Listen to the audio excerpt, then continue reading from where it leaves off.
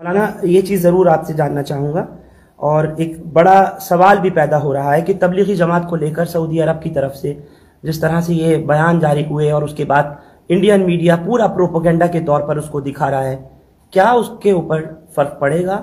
آپ کو لگتا ہے کیا بھارت میں اس کا کوئی اثر دیکھنے کو ملے گا؟ مجھے بھارت کی بات، بھارت ہی کا کنسرن ہے، اور میں یہ کہتا ہوں کہ یہ آرگنائزیشن، یہ سنستھا وہ ہے جس نے لوگوں کو برائی سے نکال کر بھلائی میں ڈالا، شر سے نکال کر خیر میں ڈالا، شراب خانوں سے نکال کر مسجدوں پہ ڈالا۔ اس آرگنائزیشن کو کلب کرنا کسی ایسے کام سے یہ بڑی ناانصافی ہے، اور ہم اپنی جمعیت کے لوگوں سے، اسی طرح علماء کرام سے، مساجد کے ائمہ سے یہ اپیل کر رہے ہیں کہ کل کے خطبے میں، پرسوں جو جمعہ آ رہا ہے آنے والا، زور سے اس کو بیان کریں، اس کی خدمات کو۔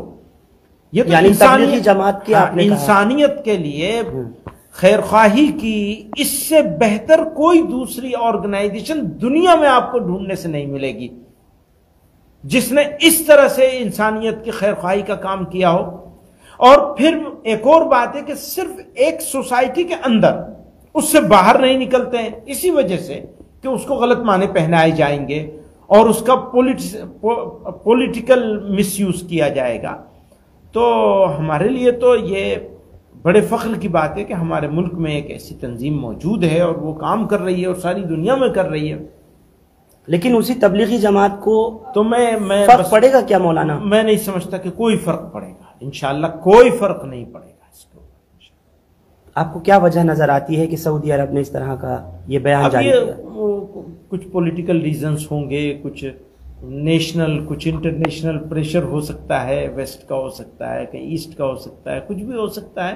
تو اب یہ تو وہی بتائیں گے کہ ان کو کیا ریزن دکھ رہا ہے۔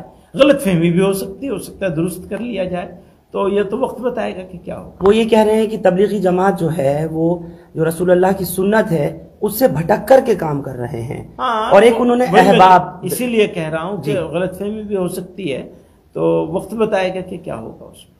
آپ کو کیا لگتا ہے ہونا چاہیے سعودی عرب کے ساتھ بات چیت کم سے کم ہو، یا ان کی آپ جو غلط فہمی کی طرف آپ اشارہ کر رہے ہیں؟ آف کورس ان سے بات چیت ہونی چاہیے، اور بات چیت کر کے ان سے اس مسئلے کو حل کیا جانا چاہیے۔ انڈین میڈیا اس کو جس طرح سے دیکھ رہا ہے، آپ بھی ضرور دیکھ رہے ہوں گے، انڈین میڈیا تو بیچارہ بیماری میں مبتلا ہے۔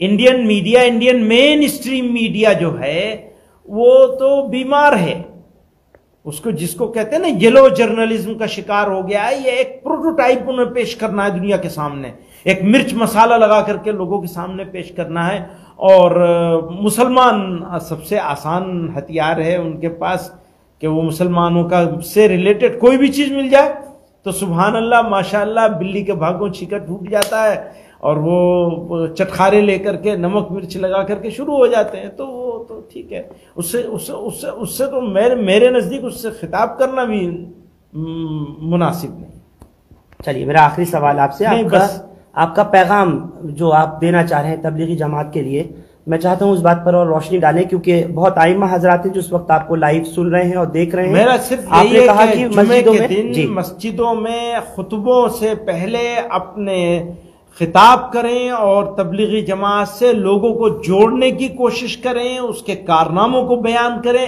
اپنے آپ کو بھی جوڑیں اور مسلیان کرام کو بھی جوڑیں۔ مسلمانوں، عام مسلمانوں پہ محنت ہونی چاہیے کہ اب ہم تبلیغ، ابھی تک اگر ہم کسی وجہ سے تبلیغ میں نہیں ہیں تو اب ہمیں تبلیغ میں شامل ہونا ہے، طاقت لگانی ہے اس کو۔